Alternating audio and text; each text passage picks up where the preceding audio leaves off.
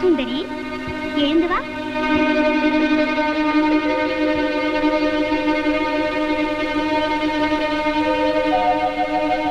ஒரு குழந்தையை வேண்டித்தான் என் சன்னிதானத்திற்கு வந்திருக்கிறாய்.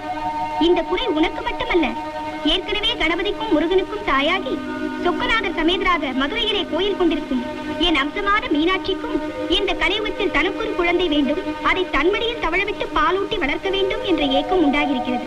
நீ மதுரைக்கு உடனடியாக சென்று மீனாட்சியிடம் பிரார்த்தனை செய். உங்கள் இருவரது குறைகளையும் நான் அங்கு தீர்த்து வைக்கிறேன்.